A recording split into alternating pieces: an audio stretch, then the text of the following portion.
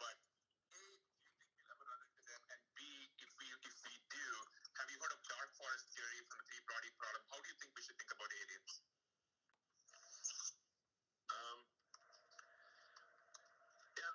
I'm trying to be strict in the scientific sense of the word. Of saying I've seen not a single piece of conclusive evidence.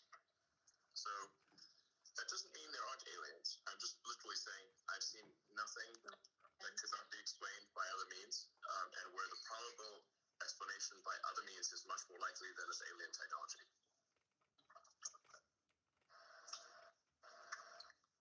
So, and for people who say like there's sightings of aliens, I'm like, listen, man. The resolution of the picture needs to be at least like 7-Eleven ATM good. Okay. We can't have that fuzzy Loch Ness monster bullshit, you know. It's like, come on. We got is that like a 500 megapixel camera? What are you talking about? Where do you find that thing? It's gonna be at least like iPhone 6 level. I don't know.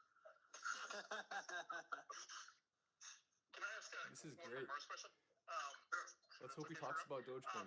So Elon, you famously have a pile of really beautiful kids. And, I know you care about them a great deal, as all parents do. What would your response be if they start coming to you when they turn 18 or 22 and they say, Dad, now that you've landed us on Mars and there's calling for me, like I really want to go? Yeah, I think if we're talking about say those third or fourth set of landings on Mars, then I'd be okay with that. Although I've followed them so far and none of them say they want to go, so they may change their minds, but currently they're not chomping at the bit to go to Mars. Would you go to comment if you would go to Mars? Comment if you would go to Mars. Elon, okay. So I think for folks who may not know this, I think we originally met over Twitter, and it is safe to say, and I want to move on from Mars to memes. It is safe to say that you might be the master of the memes, and in fact, you had a quote: "Who controls Dogecoin the may be memes coming. controls the universe." Could you just explain what you meant by that and how you became a man? Well, it's a play on words from Dune. Who controls the spice controls the universe. And if memes are spice, then it's memes. There's a little bit of truth to it in that, like how do you what is it that influences the zeitgeist? Like how do things become interesting to people? And memes like actually kind of a complex form of communication that's that like a picture says 1,000 words and maybe a meme says 10,000 words. It's a complex picture with a bunch of meaning in it, and it can be it's aspirationally funny. So it's I don't know. I love memes. I think they can be very insightful. Throughout history, I think the symbolism in general has powerfully affected people. So, yeah. How did you get so good at them? I remember following you many years ago. Going from that to your sea shanties meme or any one of the memes, and some of it may not be safe for work here. How did you get so good? Why do we have to be safe for work? We don't have to be safe for work. This is work. I know. I don't know. I guess probably. If you go back to my very early tweets, technically I was on Twitter.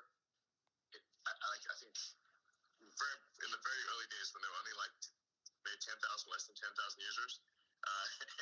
But then people were just tweeting what kind of latte they had at the University Street Starbucks, and I was like, I don't need to know this. So then I deleted my Twitter account, and then a fake person who got my Twitter account had tweeted for a few years, and then my friend Lily said, hey, you really should be on Twitter so you can speak directly to people. So I was like, okay, I'll do. My friend Lily convinced me to regain my Twitter account, and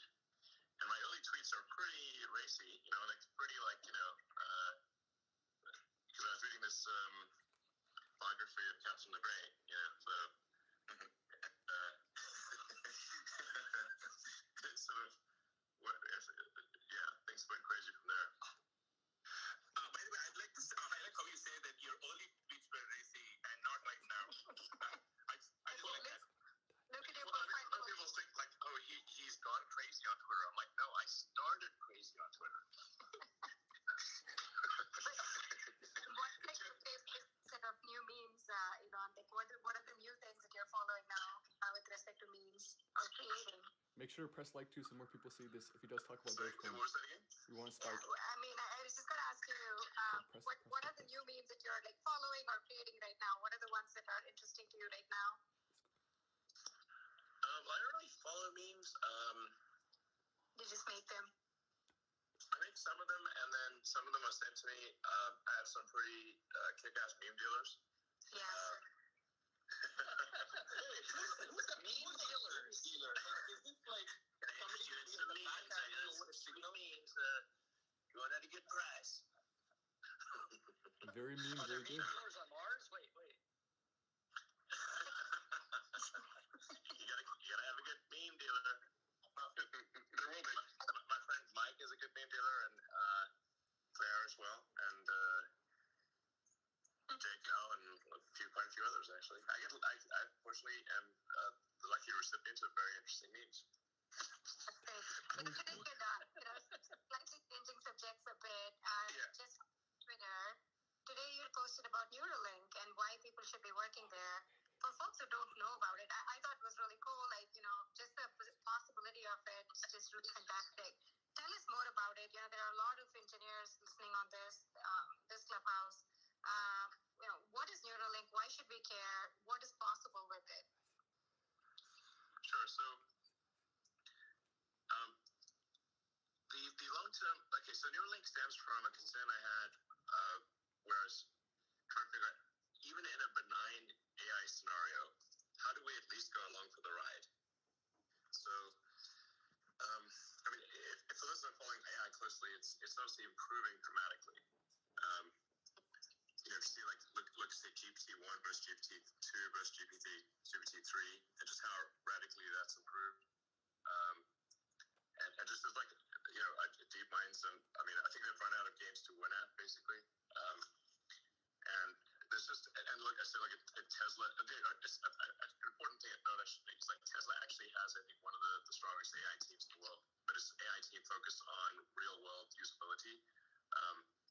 So just really solving vision, perception, and control with AI.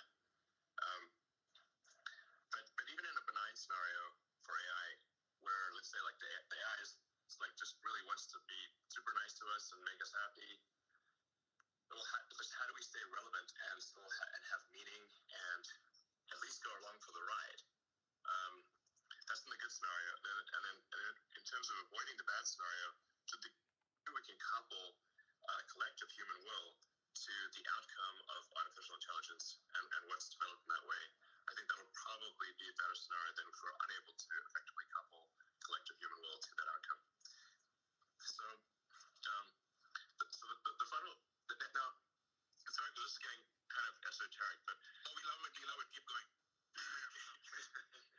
This is good. Okay, so far. Hopefully, he talks about Doge. People are already a cyborg, and that you already have a tertiary digital layer.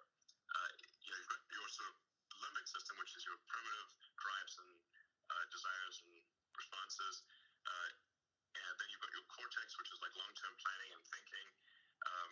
Those are two biological layers, and then there's a tertiary layer, a third layer, which is digital, and you already have that in the form of your phones and computers and all your applications.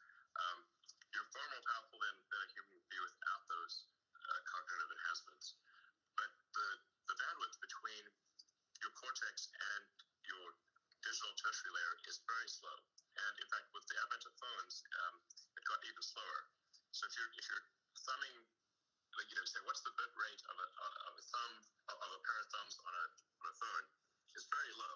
Let's be super generous and say it's 100 bits per second. Well, computers can communicate at trillions of bits per second.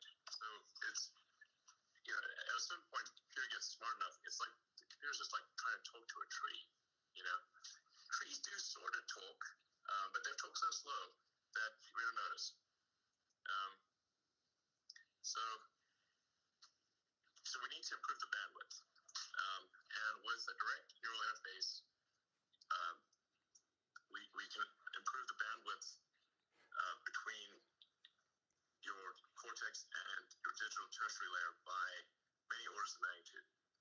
I'd say probably at least 1,000 or maybe 10,000 or more. lot more time thinking about interesting things as opposed to taking complex thought structures, compressing them down into words, which also again a very low bit rate, and then having someone else receive those words, decompress them, and then send words back at you. So a huge amount of our brain power is spent in compression, decompression, and we could be instead spending it on deeper concepts. And so if you had a neural link, if two people had a neural link, you could do conceptual telepathy, where you have a complex series of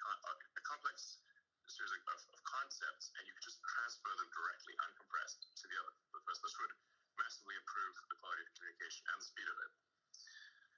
So, and then, there are other sort of pretty wild things that could be done. Like you could probably save state in the brain, and so if you were to die, your state could be returned either in the form of another human body or a robot body. I mean, this is getting like really, into weird sci-fi stuff here.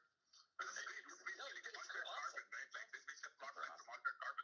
Go on, love it. Yeah, it's kind of like altered carbon. Yeah, exactly. But I think you could decide you want to be a robot or a person or whatever. And you wouldn't be exactly the same. So there'd be a little lost in transfer. But you can also say it's also arguably true that when you wake up in the morning, you're not exactly the same as yesterday. Or the you of a month ago is not the same as the you of today. I mean, a bunch of brain cells have died, and some memories have faded, some have strengthened, there are new memories. So, anyway, the point is, like, you wouldn't be, there could be something analogous to a video game, like a saved game situation, where you are able to resume, upload your last state. Yeah, kind of like altered carbon. Maybe lose a few memories, but mostly be you. So now that's the long-term stuff. In the short term, for Neuralink, the idea would really just be to address brain injuries or spinal injuries, and make up for whatever lost capacity somebody has with an implanted chip. So the first thing that we're going after is a wireless implanted chip that would enable someone who's a quadriplegic or tetraplegic to control a computer or mouse or their phone or really any device just by thinking. And this obviously would be a massive enabler, make life way easier for them. There have been sort of primitive versions of this device, one done with like wires sticking out of your head, but it doesn't work all the time, and you can't take it home with you. So just having basically, you think like in simplistic terms, I'd say it's sort of like a Fitbit in your skull with tiny wires that go to your brain. A Fitbit in your skull with tiny wires. So if somebody who's listening is good at designing like Fitbits, Apple Watches, phones, computers of various kinds, then actually they would be a great fit for Neuralink. So yeah, we'll probably be releasing some new videos showing progress maybe in a month or so, and because we already got like a monkey with a wireless implant in their skull and the tiny wires, who can play video games using his mind. And he's totally normal. He looks totally normal and happy. So it's not look like an unhappy monkey, and you can't even see where the neural implant was put in, except for that he's got like a slight like dark mohawk. But other than that, he's not uncomfortable and he doesn't look weird. So we're and I was like when the USDA person came through and inspected our facilities, our monkey facilities, she said it was like the nicest monkey facilities she's ever seen in her entire career. Just FYI. We went the extra mile for the monkeys. As long as you didn't make them play Cyberpunk. that would be out of a trip for a monkey. But, one of the things we're trying to figure out is like, can we have the monkeys play mind pong with each other? Yeah, that would be pretty cool. I have to say the pig demo was really fantastic. That was really cool. Thanks. Yeah. Neuralink and making good progress. And like I said, I want to be clear, like the early applications will really just be for people who've had a serious brain injury, like where it's like the value of the implant is just would be enormous, because obviously the early implants will come with some non-trivial risk, and so it's going to be like, okay, does the good far outweigh the bad, and then that would be a candidate for some of the initial surgeries with full disclosure of like these are risks and everything. And one of the things we're really paying close attention to is the ability to remove the implant. So it's not like where if somebody doesn't want it or it's not working, we can take it out and then we can reimplant another one. So we've tested implantation, removal, and reimplantation, and it works great. Sorry, Mark. Just switching topics. Yeah. So switching topics. So Elon, as I mentioned kids earlier, as it turns out, I have a very bright and inquisitive 5-year-old who is crawling all over everything and trying to figure everything out and learning as much as he can as fast as he can. Like, what, with everything that we know now and kind of all the modern tools that we have, like, what's the best way to think about educating a 5-year-old in today's world? Sorry, the best way to educate a 5-year-old? Yeah, educate a 5-year-old and then think about kind of his education over the course of the next, 5 or 10 years. Like, what kind of program ideally should you think a kid should be on?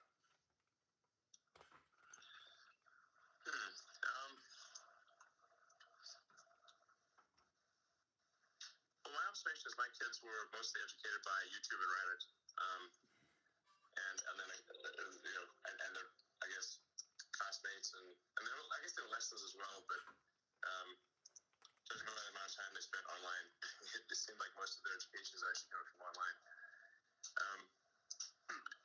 I think generally with education, you want to make it as interesting and exciting as possible. Like, what are some of the, like, if you see like what are all the things, like, say a good video game does to keep someone engaged and interested? If kids can be super engaged in video games, like this way for them to be super engaged in education as well. Like, one of the things that's, I think, very fundamental is to explain the why of things. Like, so we're teaching you this, but we're going to explain why we're teaching you this and why it is relevant. I mean, we've evolved to forget things that are irrelevant or have low relevance probability. It makes sense. Like, otherwise we'd remember all sorts of nonsense things that weren't very important to our future. So unless relevance is established clearly, then people will have a hard time remembering it by its nature, because it appears to be irrelevant. It might be relevant, but if it's not explained to them, they won't know. And then if you want to have some sort of if you're trying to say problem solving, some sort of engaging narrative for the problem solving, like, it's like far better to say, okay, we're going to teach you how an engine works by taking apart an engine and then putting it back together, and then let's find out what tools are needed in order to take this engine apart, put it back together. It's like, okay, we need screwdrivers, wrenches, and Allen keys, and we need a winch, and a bunch of other things, and then you understand the relevance, and especially for an interesting problem. This is much better than having, say, a course on wrenches or a course on screwdrivers. You just, like, start with a problem and say, what tools I need to solve this problem. That establishes relevance and gives a compelling narrative thread. Yeah, it seems like you could kind of, if you had sort of elaborate enough projects, you could roll a huge number of topics into that ultimately kind of combine into a single project with some really actually interesting form of output. For example, building a vehicle or something like that. Yeah, exactly. You have a narrative thread with it. Well, like, why is it all established relevance and there's a story to it, and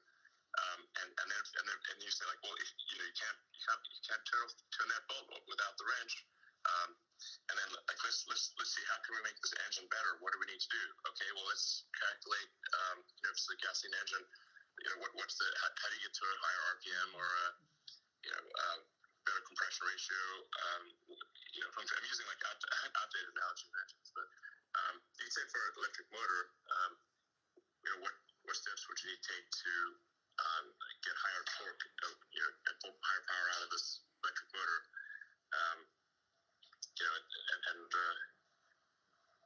And then you can explain. It's obvious why things like Maxwell's equations become necessary in that situation. Yeah. That'd be amazing. Great. Elon, you would not believe the number of parents and people with kids who have asked us about tonight, and I think there are two questions that are connected. One is, how do kids, if you're having a kid and you want teachers to become a polymath like you have become, what advice you have for parents? And the next one is, here you are with, so many companies that you've created that I can't even list them off the top of my head. Why doesn't the world have, and this doesn't mean to sound, psychopathic, but why doesn't the world have more Elon Musks? Because there's only one, that's why. I don't know, I might be getting too much credit here. For me, these things I've done have been because I felt a strong compulsion to do it. So it's not like nobody was pushing me to do it, but it was just like I felt strong compulsion to do them.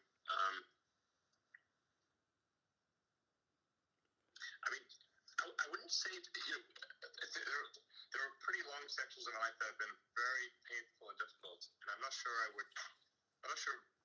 people would want to do that. This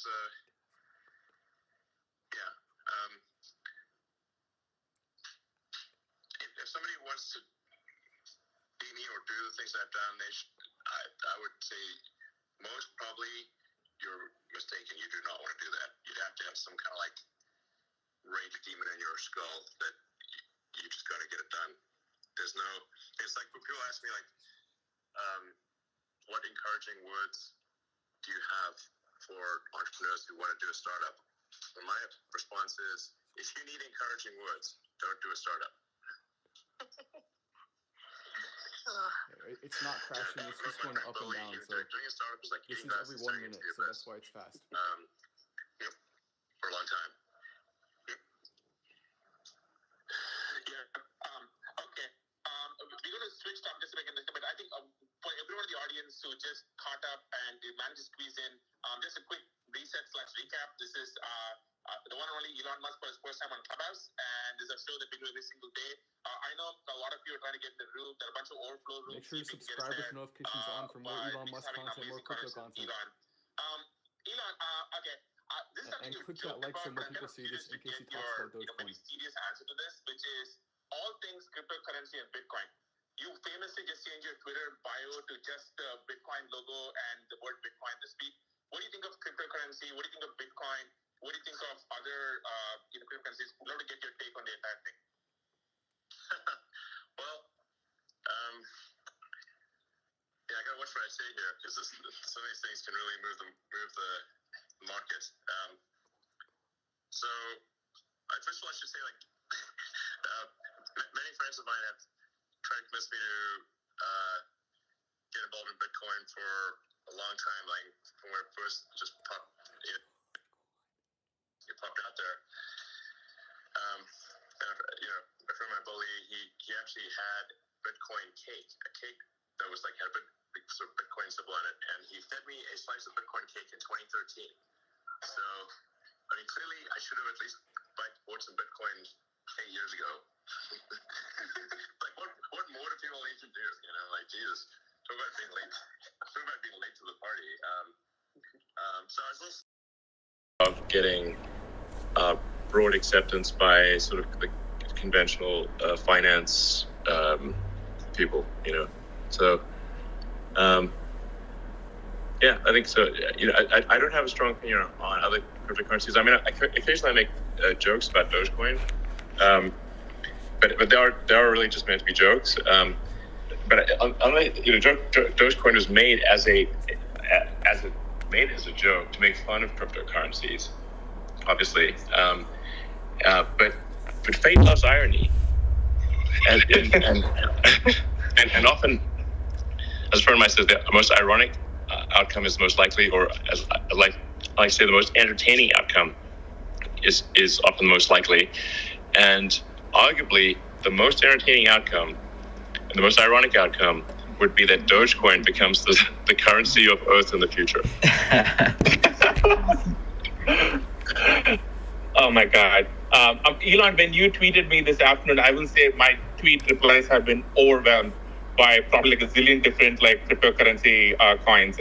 But yeah, and by the way, you might remember the infamous time when your replies were filled with cryptocurrency bots on Twitter. Oh my God, so, it was insane. Yep.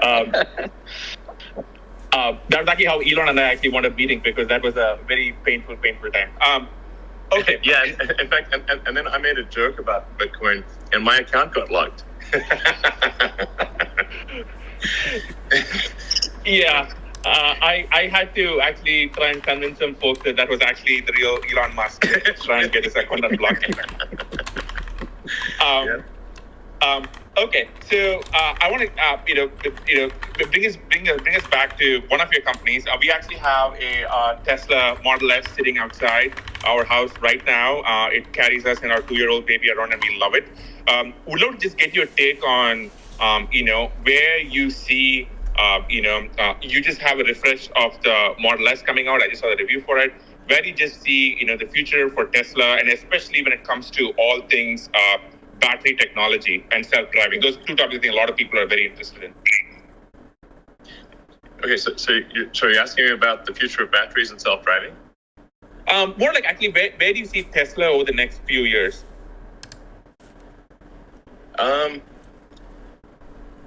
Well, yeah, I mean, I think that, the goal with Tesla is to, and has been from the beginning, is to accelerate the advent of sustainable energy. So in order to do that, we've got to make a lot of cars. We've got to make them increasingly affordable. And our rough target is we want to be able to eventually make 20 million cars a year. And the reason for that is the 2 billion active cars and trucks on the road. And figure you're not really moving the needle unless you're changing 1% of the existing fleet. And so that's roughly how we came up with 20 million cars and trucks per year. That's very important to accelerate the advent of sustainable energy. And then, of course, we've got stationary battery packs and solar, which is making a lot of progress on that front. So yeah, we're going to try to grow car production as fast as possible, and that the primary limiting factor there is battery cell production. So we're getting as much as possible from suppliers, and then but even that is not enough. So we're actually going to be building battery cells ourselves. But it's important to emphasize that to our suppliers who are great, we've got great suppliers, that we're not trying to put them out of business. We want them to increase their rate as well. So Panasonic, LG, and CATL, and then to add to increase to accelerate sustainable energy further, we're making our own cells, and pretty excited about that. And then anyway, so I think you expect possibly an acceleration of compound annual growth. Well, at least aspirationally, that's our goal. And then combine that with autonomy, and it's a very powerful story because once you have autonomy or self-driving cars, you massively increase the utility of any given car. A typical car is driven about 12 hours a week. You think of maybe depending on the situation where you live, it's like maybe an hour and a half a day or something like that. Or in LA, it might be 2 hours a day. So roughly 12 hours a week, and there's 168 hours in a week, in a 7-day week. So most likely cars that are autonomous could maybe do a third of the hours in the week or something like that. So maybe they do, 60 hours a week of usage instead of 12. So you got basically a 5x increase in asset utilization there, and far less need for parking lots, parking garages, and that kind of thing. So, and this in itself is good for the environment, because you need fewer cars to get the same thing done, and we would need fewer parking garages and places just to keep cars when they're not in use, because they're just being in use a lot more. So, but the net of like having a lot of cars times automation or times self-driving, I think, is at the heart of why a lot of investors think Tesla is worth what it is. They're giving us a lot of credit for future execution, but I think the trend is there. It's quite positive. And I'd like to once again say, if anyone is interested in practical AI, AI that where the rubber hits the road, please join Tesla's autopilot/AI team. I think people don't quite appreciate that Tesla has some of the most advanced AI in the world, both on the software side and on the hardware side. And on the software, on the hardware side, we've obviously got our inference computer, which I think is still the best inference computer out there, even though it's been going for a couple of years. And then we're building Doge, which will be the world's most powerful training computer, because it's got to process vast amounts of video training data. Bringing the day of self-driving sooner translates directly to lives saved and injuries avoided. Because about 1 million people die every year in car accidents, and about 10 million per year have serious injuries. So that's the sooner the better, and a lot of lives will be saved and people's lives made better if it happens sooner. Elon, on self-driving, you made headlines, I think, a while back when you basically, to put it mildly, criticized LiDAR as a key technology for self-driving. Could you talk more about that and why, you're not such a huge fan of LiDAR? Yeah, I mean, sometimes I'm just talking smack, No, we didn't know that. Yep, it's time you knew. We took those tweets seriously. I confess.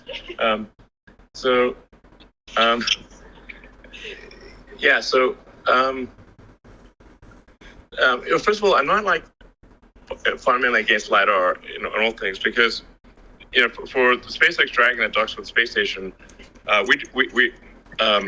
we actually developed and built our own LiDAR for docking with the space station. So obviously, if I hated LiDAR, we would not have done that. And this is well before. This is like 10 years ago we started doing that. So I'm not like, I don't have some sort of weird antagonism to LiDAR. However, for driving on real world roads, you have to solve vision. You have to solve vision, basically understanding objects with passive optical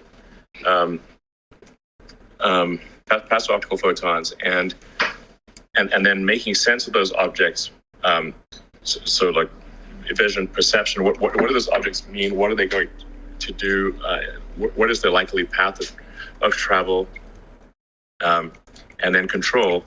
And all of that really is AI. The way we're doing it is by running a bunch of neural nets in our head. So we've got to run a bunch of neural nets to do the same thing in the car.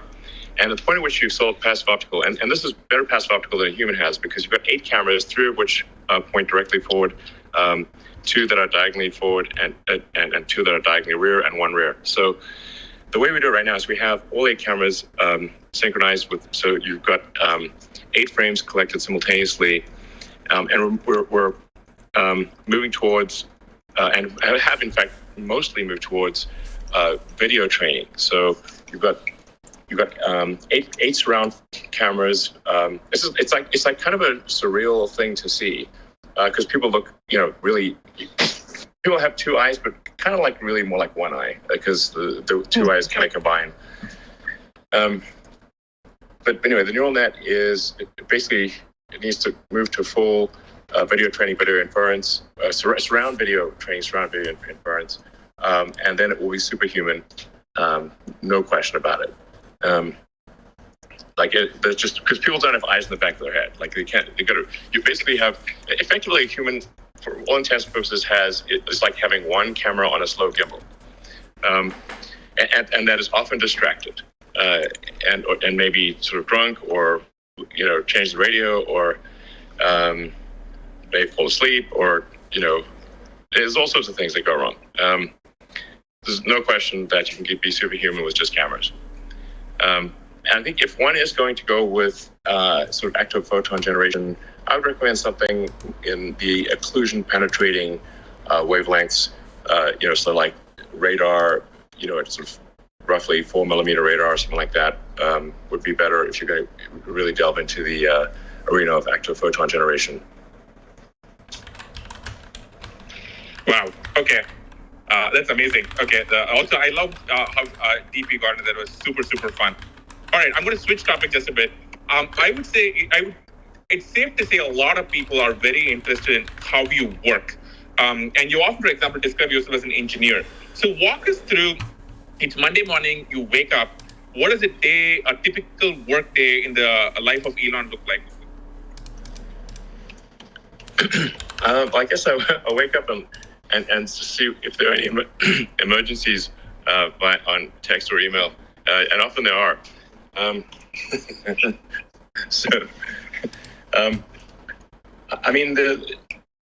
A ton of what I deal with is not actually fun or interesting. It's like chores. So I've tried really hard not to do my chores, but then if I don't do my chores, things go to hell. So, oh man, you have to do your chores. Basically, I'm a bit relieved that Elon Musk basically has the same schedule as the rest of us. We all do chores, and you do too. And it's kind of, there's something just really relieving just hearing you say that. Yeah. That's pretty much how it goes these days.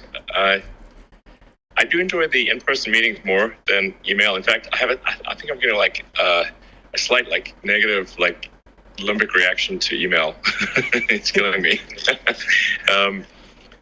Texts are way better to deal with, and then in-person meetings are much better. Even Zoom meetings or whatever, they're still better than email. Anything's better than email, frankly. So anyway, I'll have a bunch of meetings. I'll write email, write text, especially if it's an email to the group, saying, hey, I think we need to change direction and do the following things. And let me know if you think otherwise, but otherwise we've got to do these things and get our act together in this area or that area. And then, a bunch of meetings. Most of my meetings are engineering and design. But of course, we have to deal with finance and, sales and other things. And, the things that are necessary for a company to function. And then there's quite a lot of context switching. Somebody sent me the meme of fear is not the mind killer, context switching is the mind killer, which I totally agree with. Context switching is a real bear. So just try to do less context switching. So maybe focus on one thing for an hour and then another thing for another hour. It's really hard to context switch between SpaceX and Tesla and all the things that are going on at SpaceX and Tesla, and then Neuralink, Boring Company, which fortunately pretty low bandwidth. They don't take a high level of CPU load because they're smaller, and there's their personal stuff and of course memes. Gotta get. That's important. How to schedule them in. Where's my meme? We're expecting a meme by now. You're calling up your meme dealer for your hit of memes. I love it. Exactly.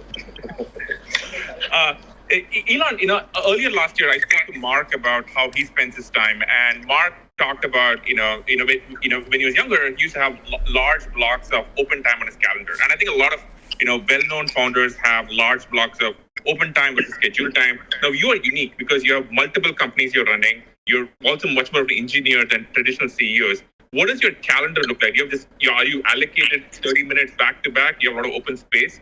How do you handle it? I do not have a lot of open space. It's generally back-to-back meetings, and it's insane. My days are insane torrents of information. Sometimes people if you want to audit what I do for a day, it's insane.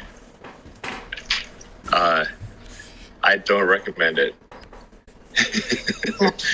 I mean, yeah. I was thinking, like, man, how long can I keep this up? Because I don't want my brain to explode. And it's like the meetings that are scheduled are not like nice to have meetings. They're like, this meeting is essential. Like, okay, it's pretty intense. I was thinking, like, maybe I should, like, at some point, like, take a week off or something, clear my mind. Or like, I know there's like a bunch of people like writing books on Tesla and SpaceX, for example. Like, it's pretty hard for them to get it right because they just weren't there. And maybe I should like write some like book of my experiences that has like all the foolish mistakes I've done and like some advice for others that might be helpful. I think so. A book, a documentary. I think, I remember once hearing about how do you still sleep on the floor of your factory? I remember you used to at one point in time. I did. I only if there's like a crisis situation. And, I actually, it's like basically when the team is being asked to really work super hard, I got to be right there with them. And they got to see it, seeing is believing. And so if I'm just sleeping in the middle of the factory floor and, sort of going to sleep at 4 a.m, like, waking up like 4 hours later and like, they literally see me, they walk past me. It's not like hidden or anything. And it's like, okay, CEO is willing to fucking take that level of pain, then they'll do it too. I was going to say, when you first said you slept in the factory, I figured, there must be like an executive floor or something. You must have like a couch, and it must be like a nice setup. And then, when I came over to see you that one time, it's like you have your conference room is literally in the middle of the factory, and like the giant. Sure, I'm pardon my swearing, but I have to. The giant fucking robots are like 15 feet away. Yeah, and they're pounding metal, and it's like you're splitting, and your factory is like literally, or your room is like literally right in the middle of them. And then at least I saw your like sleeping bag in the conference room, so I assume that's where you're sleeping. And I didn't see any other rooms. Like, yeah, it's not just sleeping in the middle of the factory. It's like that's intense. Most of the time, I did not sleep in the conference room because people could not see me in the conference room. So I slept on the floor outside the conference room. Because otherwise, how do people know? They don't know. Seeing's believing. So I mostly just sleep on the floor outside the conference room so they could see that I was there. Yep, that's an even more advanced level. Yeah, that's world of hurt. And I always wake up and smell like oil and iron filings. it was rough. Yeah, but I was asking people to really go all out, and I can't expect them to go all out if I'm not doing the same thing. That's super interesting because when people think, again, I'm not saying this to flatter you. When people think, how does the richest person in the world live? They don't think uncomfortably sleeping outside a conference room with like a lot of loud banging going on right next door. They probably don't, but the people at the factory do. They saw it themselves. I love it. That's what's important, Okay, I love it. Okay, switching topic just a little bit. I think a lot of people, okay, you have your hands full with SpaceX and Tesla, and the Boring Company and Neuralink. If you had to start, if you somehow magically found an extra 5 hours in a day and you had to start another company or another effort, what would you start? Well, I'm definitely have no plans to start yet another thing. You have all this free time. Man, look at you. Yeah, my head will definitely explode. It's like that gladiator meme. Are you not entertained enough? Have you not created enough companies? Indeed. I think there are still tremendous opportunities in tunneling. For 5 years, people asked me what I see opportunities, and I'd say tunneling, and then nobody did anything. So then, actually, initially as a joke, created the Boring Company. We did like a test tunnel in LA, And then still people didn't believe us. And then, so we just did our first operational tunnel in Vegas. But the world really needs tunnels because all major cities have traffic, and tunnels can massively improve people's quality of life by making it easier to travel from one place to another in a city. And then that can be further expanded to long distance travel, where if you just draw a vacuum on the tunnel, then you can go extremely fast, faster than a plane, and faster than a plane or a high-speed rail. So I'd really still recommend, can someone else say, please start a tunneling company? That'd be great. Then there's RNA or mRNA, basically synthetic viruses, which is we've seen put to good effect with BioNTech and Moderna. But I think people don't quite appreciate that what's actually going on is the digitization of medicine. So it's where you can just literally, create an RNA or DNA sequence like a computer program, and then encapsulate that in a you have to multiply it many millions of times, billions of times, and encapsulate that in a lipid shell so it looks like a tasty treat for your cells, and you can literally do anything. This is absolutely the future of medicine. You could probably figure out how to turn someone into a literal butterfly. Okay, your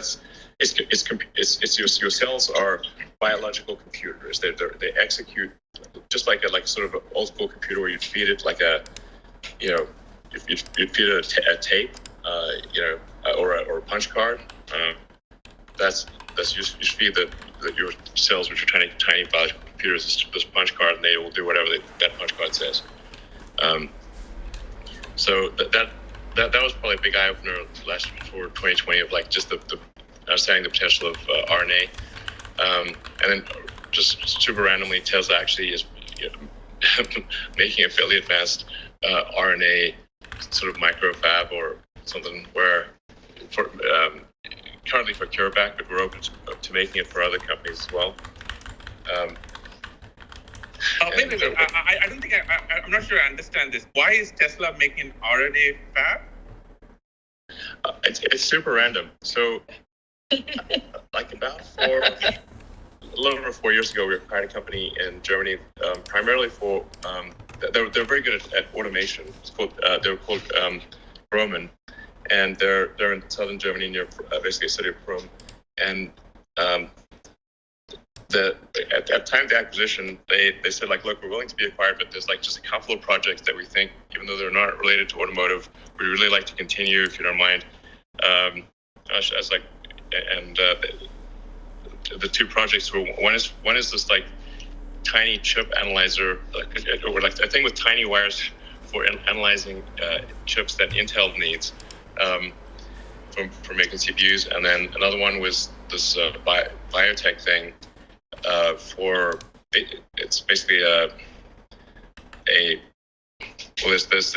there's three parts to it. There's a DNA multiplier, an RNA multiplier, and something which puts then the lipid shell on the RNA sequence. We're on version 3 of it now, and they said could they keep going? So if you keep it under 10% of resources, no problem, you can keep going.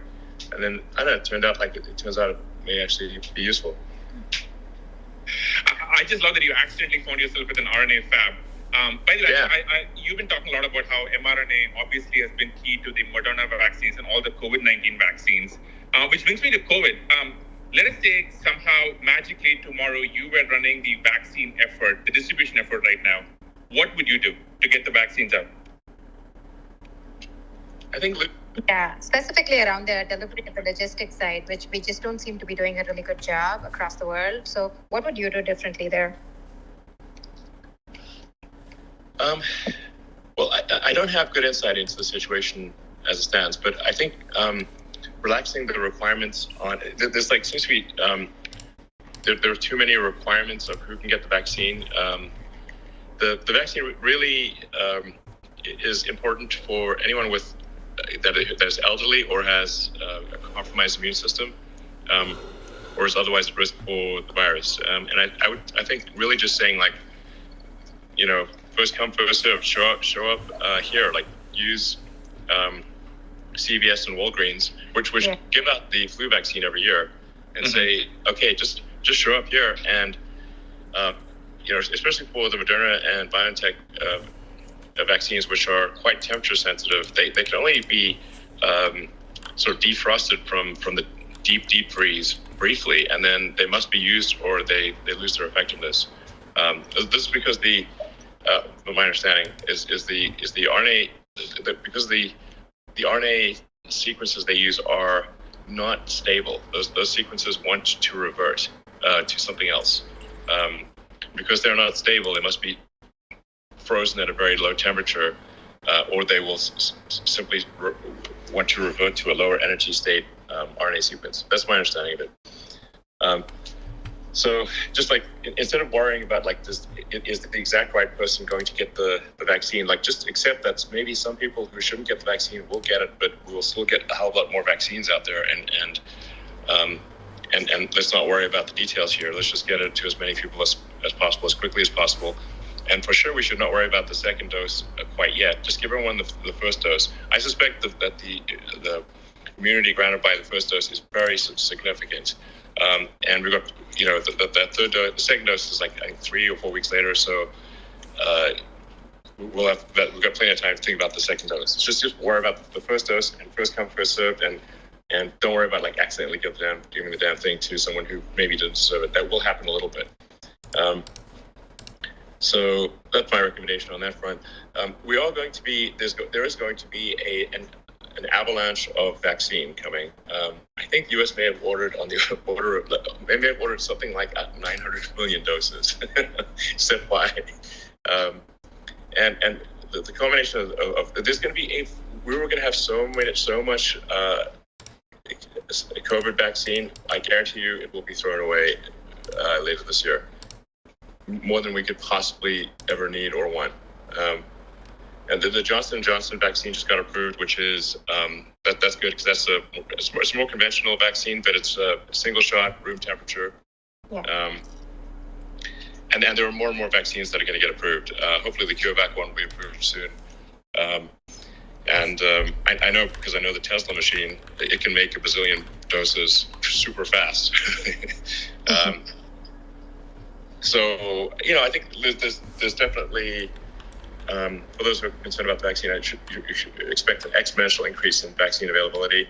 And then combined with that, we are, I think, starting to approach some degree of herd immunity with people who contracted the virus and recovered.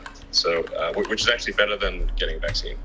The antibody reaction is better than if you got the vaccine. So, could go on and on about it. But overall, I think, optimistic message that there will be lots of vaccines, and I would really encourage people to take the vaccine. I am not an anti-vaxxer. I want to be clear. I'm pro-vaxxer. So, speaking of the vaccine, California has been sort of bouncing between kind of 45th and 50th in the country, by states in terms of the speed of the rollout. And it for me, it sort of, it re-raises this question that's been coming up more and more, which is, you and I and a lot of people, here listening have built our companies, primarily in California up until now. What's your view on the future of California from here?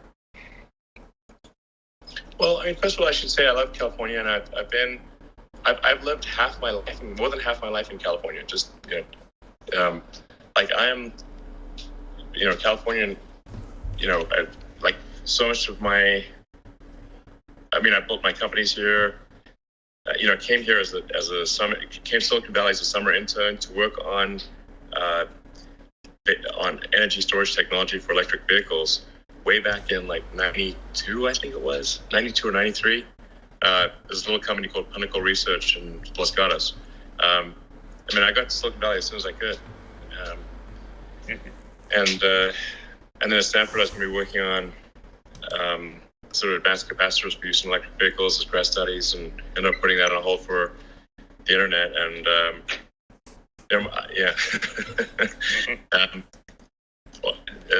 trying to get a job at Netscape, by the way. So I have heard that story indirectly. I would actually like for you to tell it so that I can learn what mistake I made. Okay, well, first of all, I wouldn't say I did a very good job of trying to get a job in Netscape, but I was convinced that the internet would be the future. Essentially, the humanity communicated by osmosis until then, but with the internet, it would be like humanity acquiring a nervous system and becoming much more of a superorganism. And so I was like, okay, well, I could do a PhD at Stanford on sort of advanced capacitors for use in electric vehicles, which may or may not be successful. Like I could get the PhD, but would it be useful or not? Uncertain. Or I could be part of building the internet, which was so it's either like do the PhD and watch the internet get built right in front of me, or put grad studies on hold and try to help build the internet in some way. And you're basically the only internet company. So I sent my resume and I was like, then didn't get any feedback. And then I tried hanging out in the lobby, but I was too shy to speak to anyone. And I was like, man, what a charlatan I am sitting in this lobby. Wow. And then I just started writing software myself because I was like, okay, well, I'll just write software myself. And I actually wrote the first maps and directions on the internet. I'm not sure how many people are aware of that, but the first maps, directions, yellow pages, and white pages, I wrote it personally. It was just me on my computer. And when we started our first company, we only had one computer. So the website only worked during the day because I was coding at night, and then the server ran during the day. So that was quite an adventure, that's for sure. Yeah. So I just want to let you know that the next time you show up at one of my companies and hang out in the lobby for an internship, you're going to get an internship. Wow, thanks, man. Yeah. But only if you get the stuff running 24/7. Like you can't slack off at night. Yeah, no sleeping outside the conf rooms. That's not okay. Yeah. We will provide you with not just one but two computers. Nice. Okay. I want to wrap up with some light questions for you, which I think a lot of people are curious in. What are you watching on TV? What are you reading right now? Well, I just finished watching The Last Kingdom, which I think is a great piece of mostly accurate historical drama. There's Cobra Kai, which is if you grew up in It's so good. It's so good. It's such a sick burn, that show. My goodness. They just like turn the knife constantly.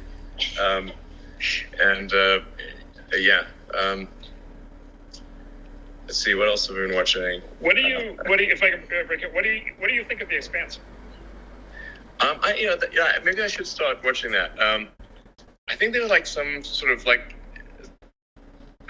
things about like having a shortage of water or something. There's something like that didn't make any scientific sense at first, so I was like, come on, this is dumb. So then I stopped watching it, but it sounds like maybe I should keep watching it.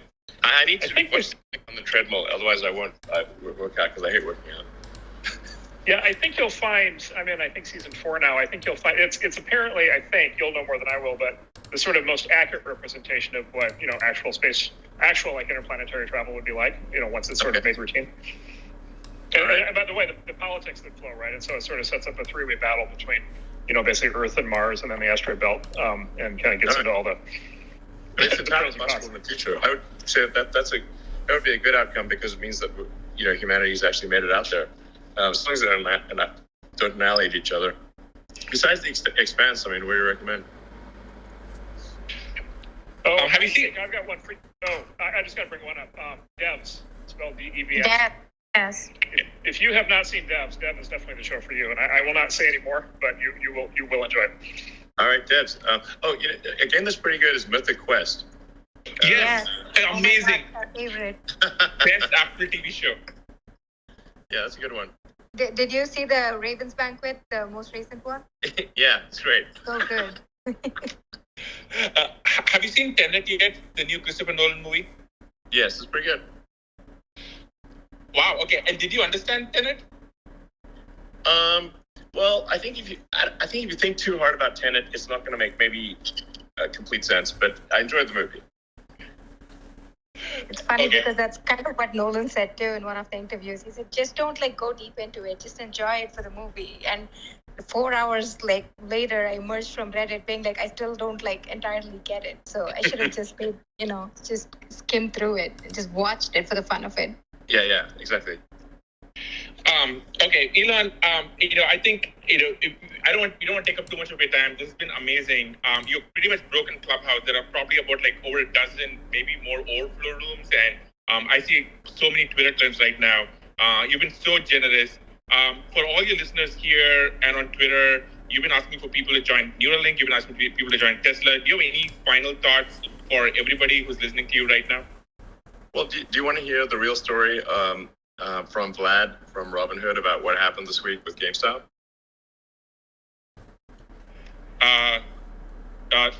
Sure, go for it. Okay, you need to let him somehow click on a button so he can talk.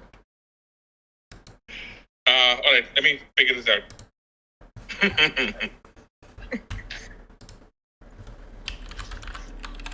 While we're figuring it out, Elon, why don't you talk to us about Hitchhiker's Guide to the Galaxy, since you mentioned that right at the beginning? Hitchhiker's Guide to the Galaxy by Douglas Adams is in fact a book of philosophy disguised as a silly humor book. And if you read it from the standpoint of, wow, this is an interesting book of philosophy, it's quite insightful. As mentioned, he really hits on the point of the answer is easy once you can properly formulate the question. I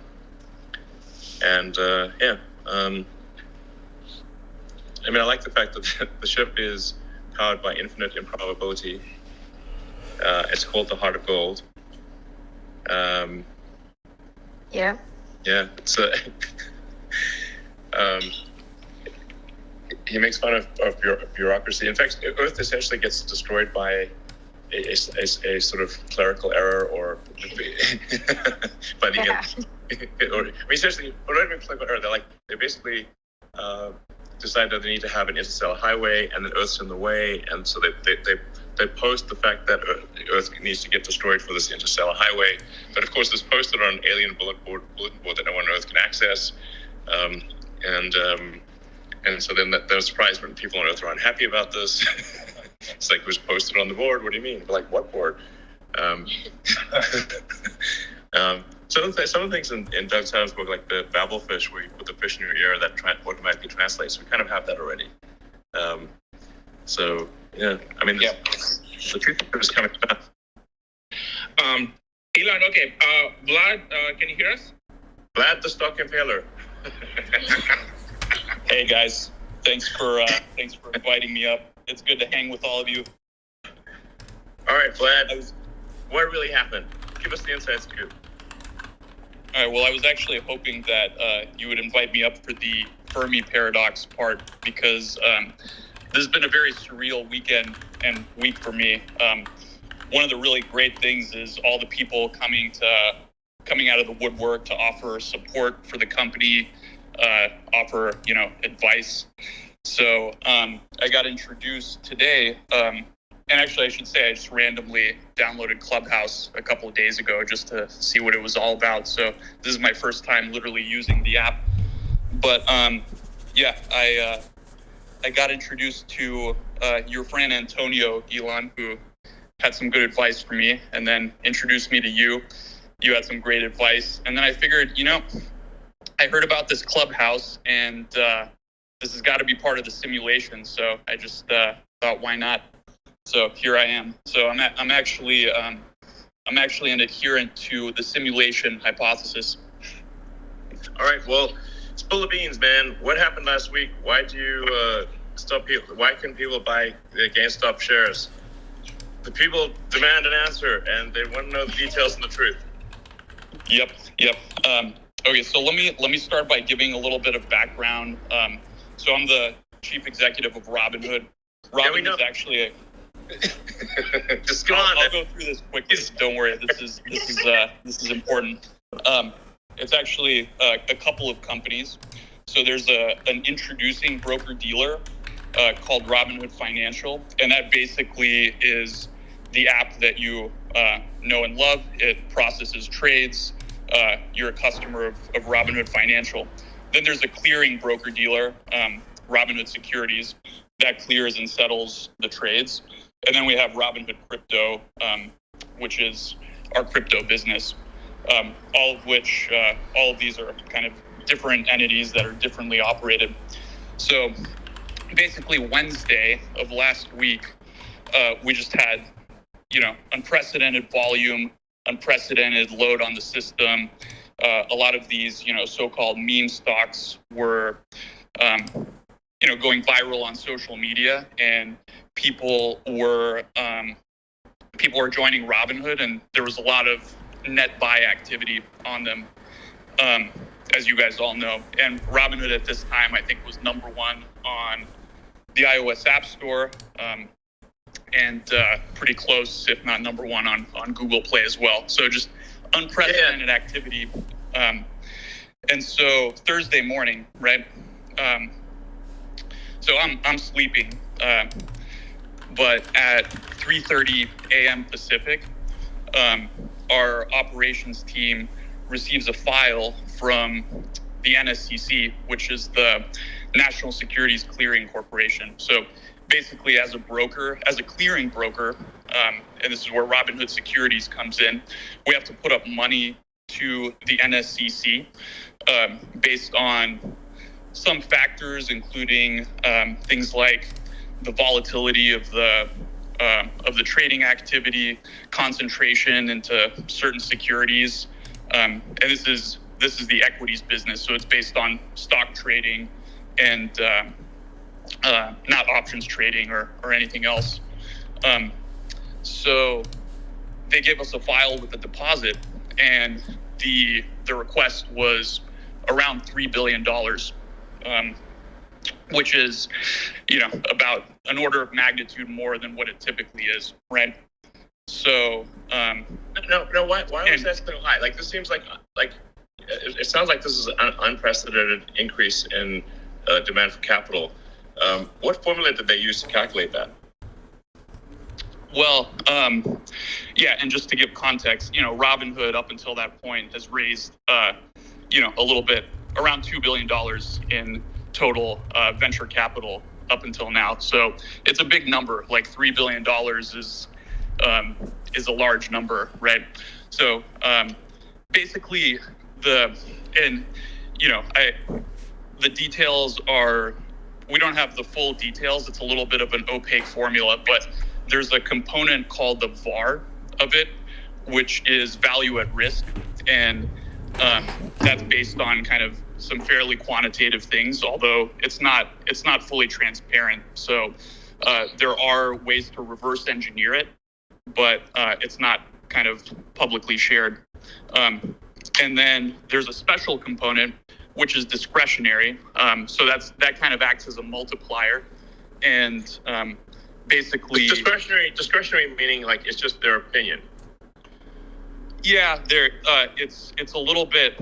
I mean, I'm sure there's definitely more than just their opinion, but basically, well, I mean, I guess it's based on growth. What everyone wants to know is like, did something maybe shady go down here? It's like, it seems weird that you'd get a sudden $10 billion demand. $3 billion in the morning. Sorry, how much? Yeah, it was $3 billion US. $3 billion. Okay, $3 billion around. Just suddenly out of nowhere. And what percentage of that I wouldn't impute shadiness to it or anything like that. And actually, the NSCC was reasonable subsequent to this, and they worked with us to actually lower it. So it was unprecedented activity. I don't have the full context about what was going on in the NSCC to make these calculations, but essentially is anyone holding you hostage right now? No, I'm okay. Yeah. Thanks for asking. But anyway, so this was obviously nerve-wracking, and I actually was asleep at this point. The operations team was was fielding this at 3:00. And then, we got back, we put our heads together. Our chief operating officer basically said, look, let's call up the higher ups at the NSCC and kind of figure out what's going on. Maybe there's some way we can work with them. And basically there was another call, and they lowered it to something like $1.4 billion from 3. Okay. So, we were making some progress, right? And then, but it's still a high number. And then we basically proposed, well, let's explain how we plan to, let's explain how, we'll manage risk in these symbols throughout the day. We proposed marking these volatile stocks that were kind of driving the activity, position closing only. And then at about an hour before market open, so 5:30 or 5 in the morning, they came back and they said, okay, the charge is, or the deposit, $700 million, which we then deposited and paid promptly, and then everything was fine. So that essentially explains why we had to mark these symbols position closing only, and also why we knew this was a bad outcome for customers. Part of what's been really difficult is Robinhood stands for democratizing access to stocks, and we want to give people the access. So that's been very, very challenging. But we had no choice in this case. We had to conform to our regulatory capital requirements, and so the team did what they could to make sure we were available for customers. Who controls this organization, this clearinghouse?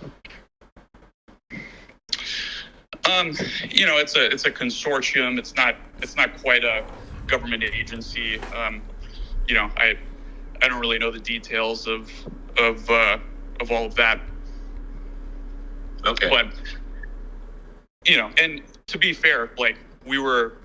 I think there was legitimate sort of turmoil in the markets. Like, these are unprecedented events with these meme stocks, and there was a lot of activity. So there probably is some amount of extra risk in the system that warrants higher requirements. So it's not entirely unreasonable. But we did operational processes to make sure that customers that had positions could sell their open positions, because obviously restricting someone, we got a lot of questions about, okay, you had to restrict buying, why didn't you also restrict selling? And the fact of the matter is, people get really pissed off if they're holding stock and they want to sell it and they can't, right? So I think that's categorically worse. So, and lots of other brokers, I think, were in the same situation. Robinhood was in the news, but you sort of heard this industry-wide, right? Other brokers basically restricted the same exact activity.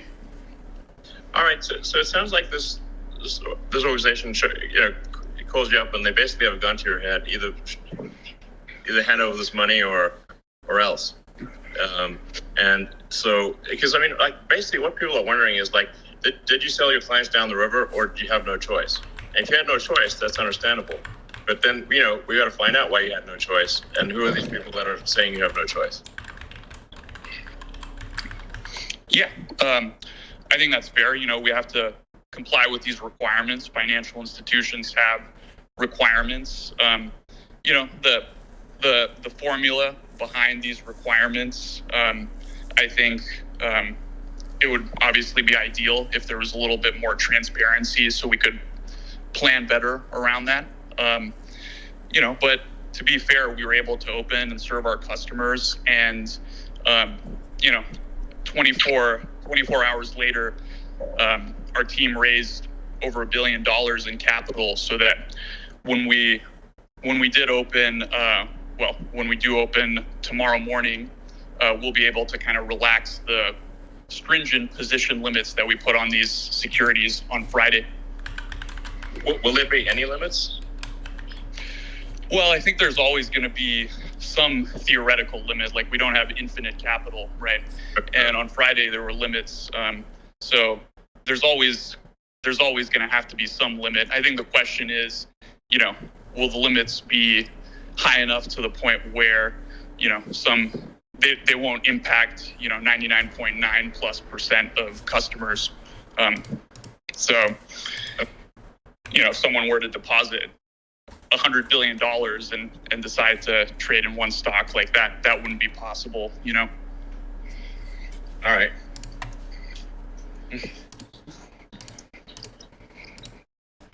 All right. Well, I guess people really just want to know, if you had no choice, then you had no choice. It was a gun-to-head situation. And, then that's understandable. But then whoever put that gun to your head should, be willing to answer to the public.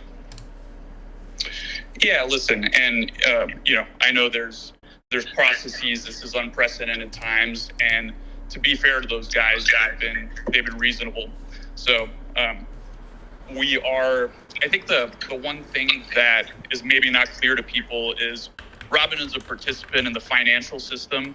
So we have to work with all of these counterparties. So we do get a lot of questions about, why do you work with market makers? Why do you work with clearing houses? Vertically integrating and getting, it's hard enough to build introducing a clearing broker dealer. Not too many people have done that, but the financial system that allows customers to trade shares is sort of a complex web of multiple parties. And,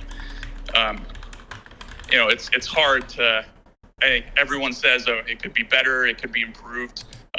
It's just the necessity of trading equities in the US that you have to do all these things. To what degree are you beholden to Citadel? Basically, if Citadel's unhappy, then what happens? Yeah, so that there was a rumor that Citadel or other market makers kind of pressured us into doing this, and that's just false, right? Market makers execute our trades. They execute trades of every broker dealer. This was a clearinghouse. This was a clearinghouse decision, and it was just based on the capital requirements. So, from our perspective, Citadel and other market makers weren't involved in that.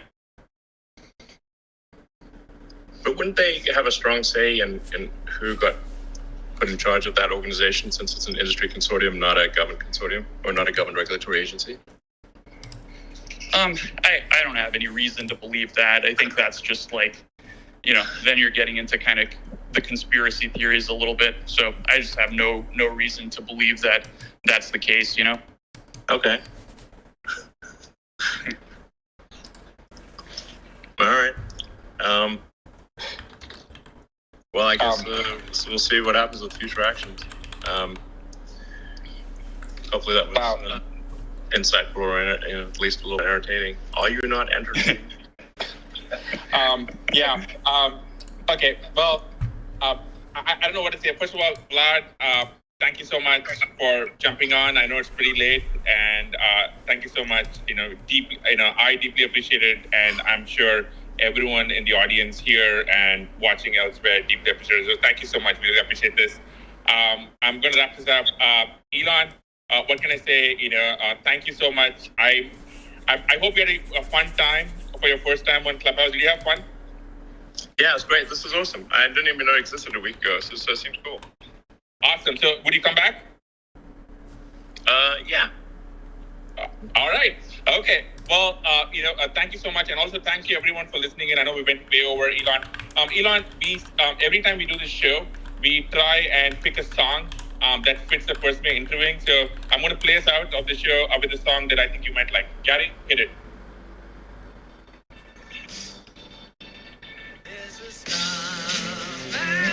There we go. Elon. Great song.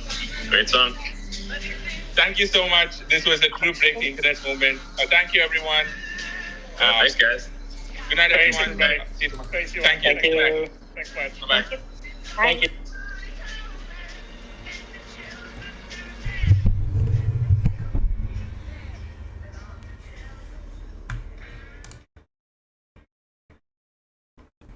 All right, guys. I appreciate everybody coming out. Yeah, that was. Hold on, let me turn my camera on. That was very interesting. There you go. Yeah, very interesting. Elon really didn't hold anything back, and Vlad said a lot of things that he's going to be have to held accountable for coming Monday. And I feel like if he doesn't, adhere to what he said, that Elon is going to go to Twitter and kind of Robinhood's going to be ruined. So it's interesting, but I'm out. I'm about to go get some sleep. It is 1:30. Yeah, but the finale was nice. But yeah, I'm out. Yeah, appreciate everybody coming out. I was streaming both on YouTube and Twitch, so if some of the chat kind of got mixed up, but so appreciate everybody who came out on Twitch and everybody who came out on YouTube. And yeah, make sure you guys either follow on Twitch or subscribe on YouTube and like the stream. Thank you guys.